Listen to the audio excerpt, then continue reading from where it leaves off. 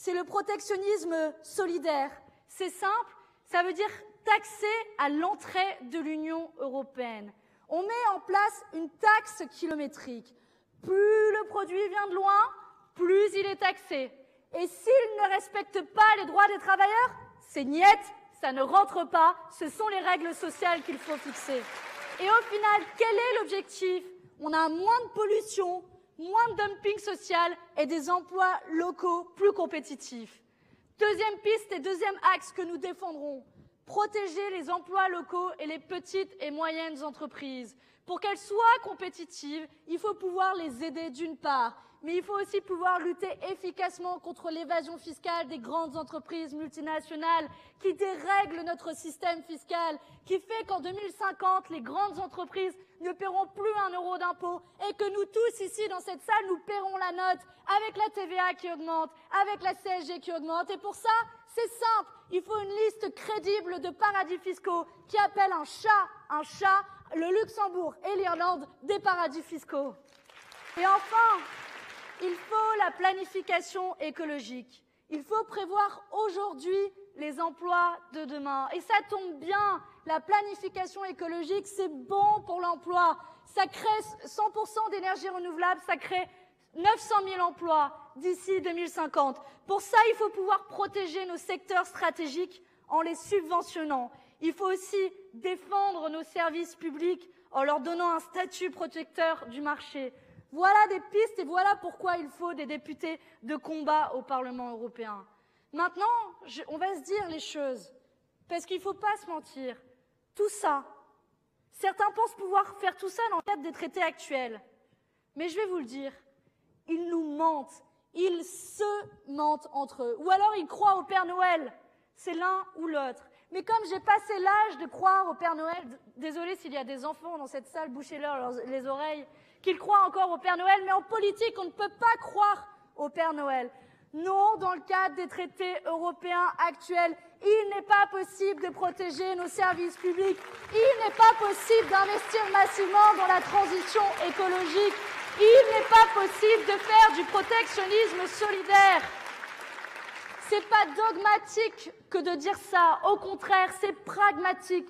Et comme nous sommes des gens conséquents, comme nous sommes des gens pragmatiques, le protectionnisme solidaire, eh bien, il faut réécrire européen, sortir des traités européens actuels qui ont inscrit dans leur ADN même le libre-échange. Voilà pourquoi il faut combattre ces traités européens.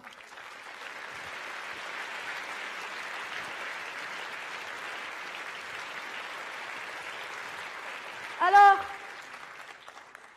pour conclure, les amis, je comprends tous ceux qui seraient tentés par l'abstention, tous ceux qui se demandent à quoi servent ces élections, tous ceux qui se disent mais à quoi bon se déplacer le 26 mai? On comprend rien à cette Union européenne-là. Remarquez au passage qu'ils ont fait en sorte qu'on comprenne le moins possible. Et pourquoi il faudrait se mobiliser? Pourquoi il faudrait battre la campagne? Pourquoi il faut qu'on se mobilise un maximum le 26 mai? Moi, je veux dire à tous ceux qui hésitent, à tous ceux qui ne sont pas sûrs d'eux, à tous ceux même qui ne sont pas sûrs de faire campagne, je veux leur dire qu'avec un bulletin de vote, le 26 mai prochain, vous pouvez faire 3 coups. Avec ce bulletin de vote, vous pouvez d'abord infliger une raclée démocratique à Emmanuel Macron, sanctionner sa politique en faveur des plus riches, sanctionner sa politique antisociale, et laisser dans les cartons ces mauvais projets, parce que la réforme des retraites, elle nous attend juste après les élections européennes, comme de par hasard. Alors oui, il faut le sanctionner.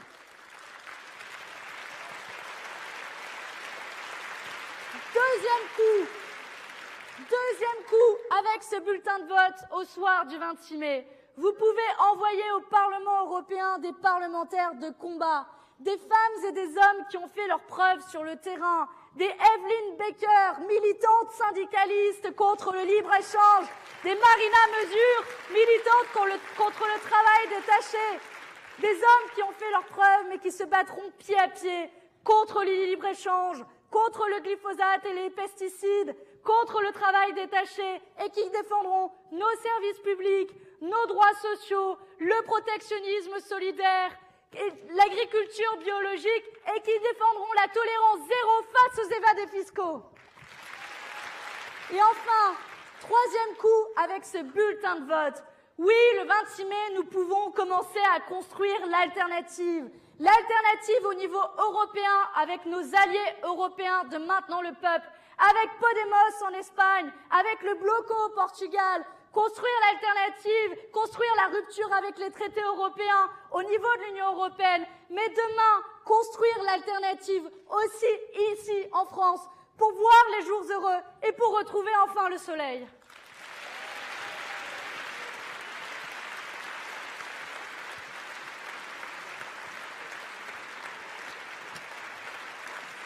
Alors les amis, redonnons au peuple sa fierté de gilets jaunes, sa fierté de citoyens, et allons tous voter le 26 mai.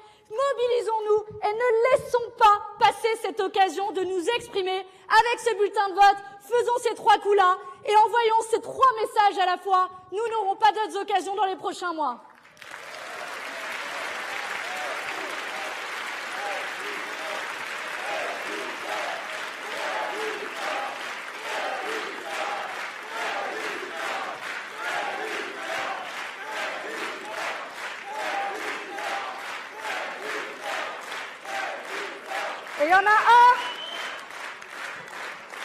Et il y en a un qui incarne peut-être plus que tous les autres la résistance.